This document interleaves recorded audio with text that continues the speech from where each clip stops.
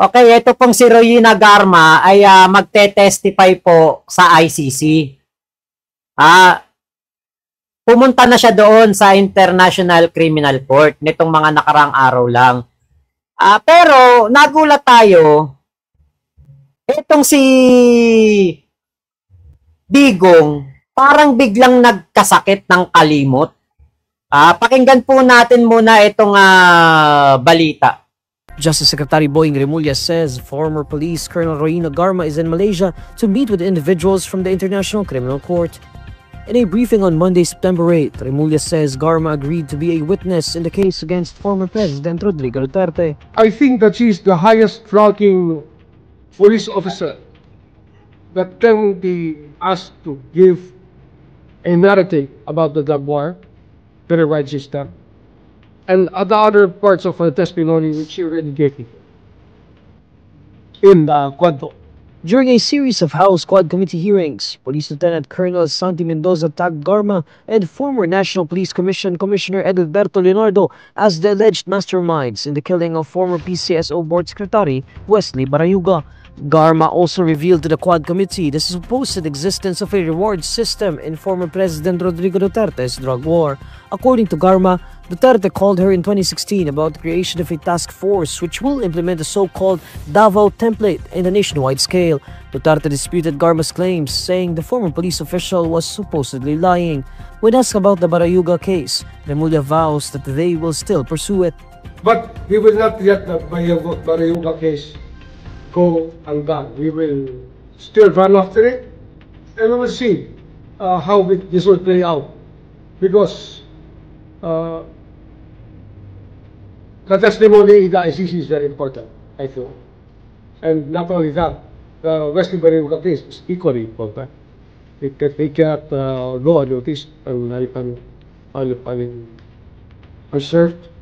So we will prosecute to get there. Garma has been a suspect of an immigration lookout bulletin order since November 15, 2024. The Bureau of Immigration clarified that no hold departure order or warrant of arrest is currently issued against Garma. In November 2024, authorities arrested and detained Garma and her daughter, Angelica Garma Villela, in San Francisco, California. Garma arrived in the Philippines from Los Angeles, California on... Ayan, nako, itong si Garma po, isa sa mga most credible witness po ng EJK. Kasi nga po, itong si Garma ay umamin po sa Quadcom na siya po talaga ay inuutusan para po gumurgur o magpagurgur. 'Di ba? Yan po ay inamin ni Garma sa Quadcom. At marami po siyang nalalaman patungkol po sa mga katarantaduhan ni Digong bilang isa sa mga naging kalachuchi ni Digong. Kaya po ito nga nangyari na ito sa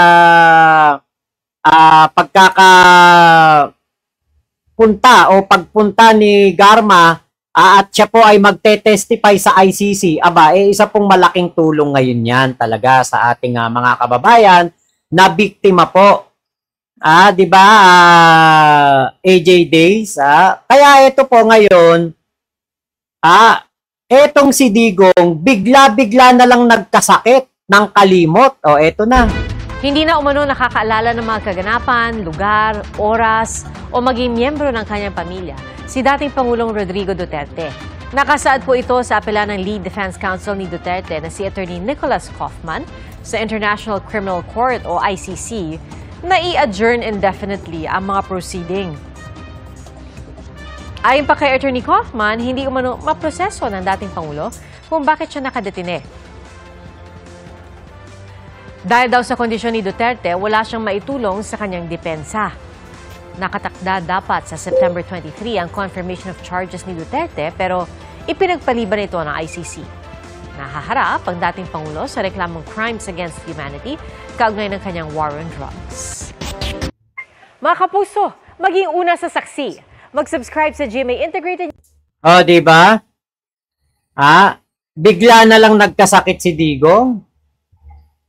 Bigla na lang nagkaroon ng amnesia.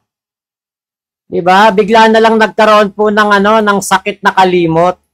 Dahil nga po tetestigo na ang isa sa kanya mga chika babes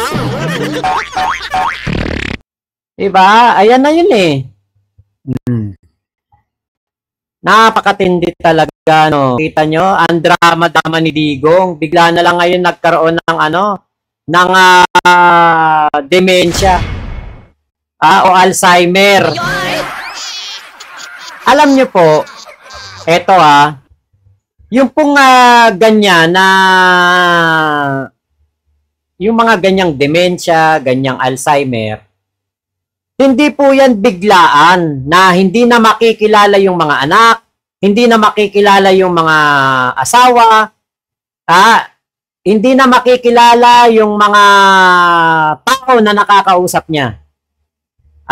Hindi na maalala yung kaso niya. Nagtataka daw si Digong bakit daw siya nakakulong. Hindi po ganun kabilis na bigla na lang na parang, ano nangyari sa akin?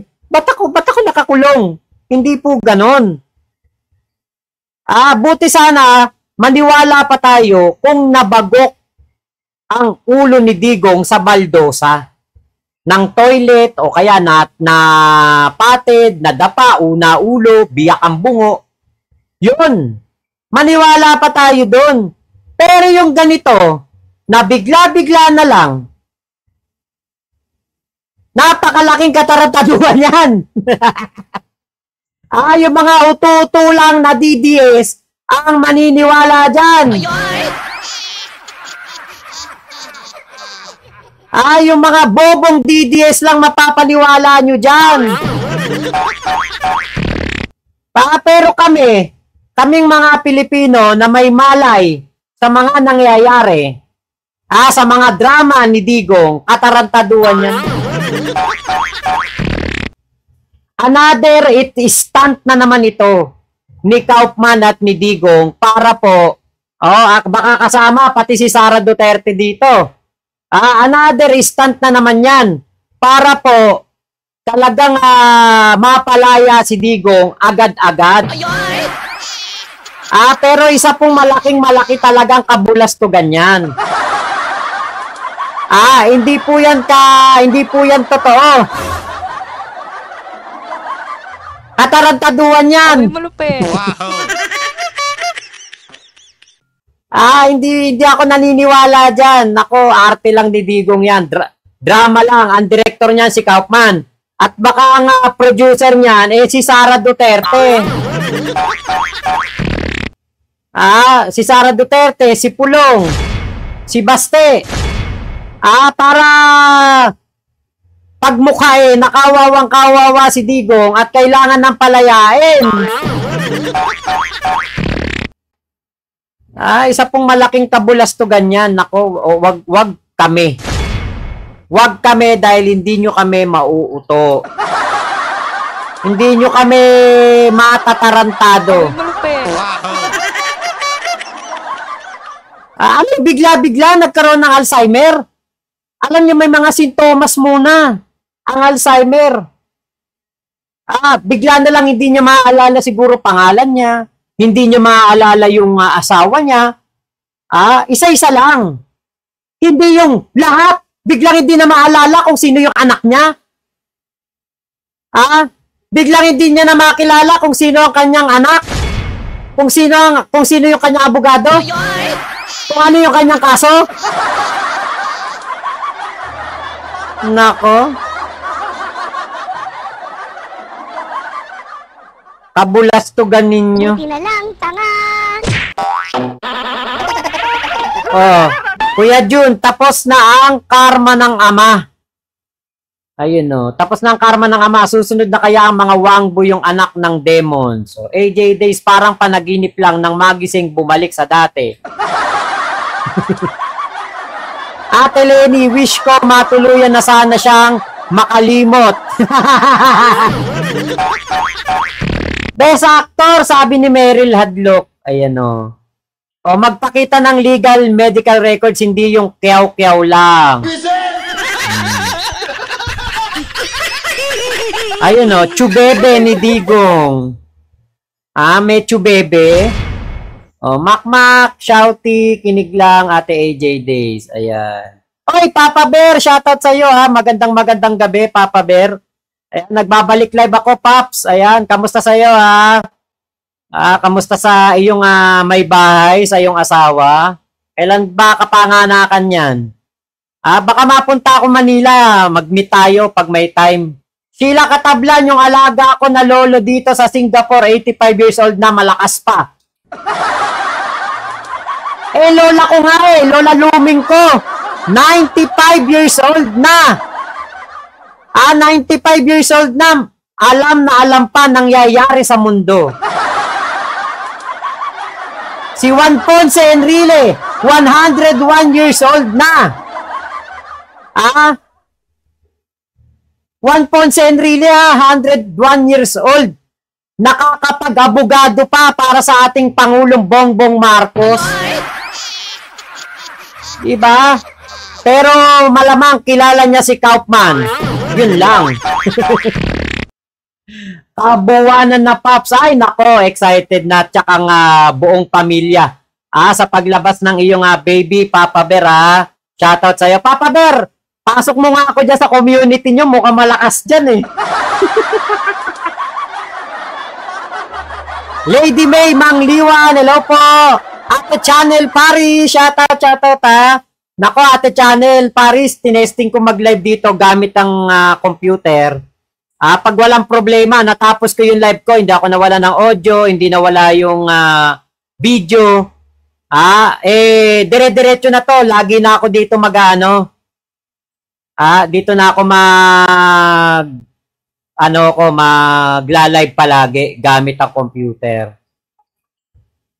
Oo, yun nga, nako, Ate AJ Days. Ayan, Lady May. Ayun, di ba? Yan, si Papa Bear, support nyo po yan. Kumpare ko po yan, ninong ni Piola yan. Ay, nako. Magkaka-baby na rin siya. Napakasarap ng may baby, lalo na pag makulit, Papa Bear. Yak na magaling mag-TikTok yan. Mana kay Papa Bear. Magaling magsayaw yan. Mana kay Papa Bear. Suportahan nyo po yan, Magaling na vlogger yan si Papa Bear, Nakita ko ang kanyang vlog ngayon, patungkol dun sa yung nagcha-charity. May kalaban ka May Nakita ko yung post mo Ginto yung mesa. Yung mesa mo, 4 na upuan, plus mesa, 3,000, may kasama pang tinapay. Tapos doon sa kalaban mo, isang maliit na mesa, 2,000. Ayan, kamusta na inaanak ko, Paps? Nako, napakakulit, Paps. Napakakulit talaga. Grabe kakulitan. Ewan ko ba kung kanino nagmana? Marunong din pala matakot ang macho, sabi ni Ate Amelia Pajardo. Ayun. Diba? Alam niyo po, napakatindi nitong sa usapin na to kay Digong. Balik tayo dito kay Digong. Napakatindi po nitong ginagawa nilang panloloko sa taong bayan. Biruin mo, bigla nagka-demensya? Biglaan? Samantalang nung hinuli si Digong, matinong-matino pa? Pero alam niyo po, kung yung mga matatanda, ilang mga matatanda na nandyan po sa mundo ng politika, diba? Matitino pa isipan, tapos itong si Digong, biglang ganyan na malalaman natin na biglang nagkasakit. Katarantaduan talaga yan. Kabugukan yan.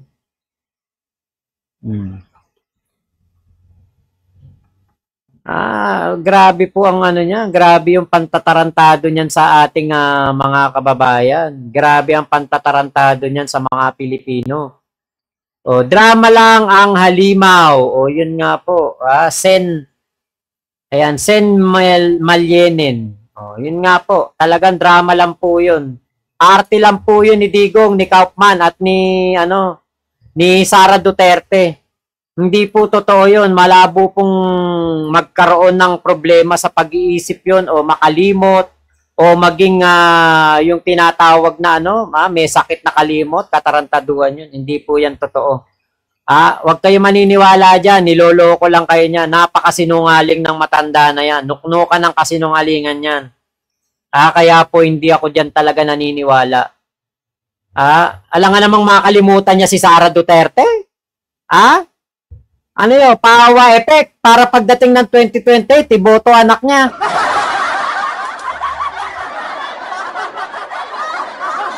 Mga DDS, mapapaniwala. Pero tayo hindi. Malabo tayo mapaniwala niyan. Diba? Malabo tayo mapaniwala po ng mga ganyang katarantaduhan. Alam naman natin na mahilig lumusot sa gusot si Dugong nyo. Dramatic actor. O sabi, hindi na kumakain at payat na. Sige, handa ko na yung black dress ko. Di kung gano'n na, nagkakademensya na, diretso na ng cremate. Pa-cremate na kagad. Diba? Nag-uulyanin na daw Pa-cremate na kagad yan.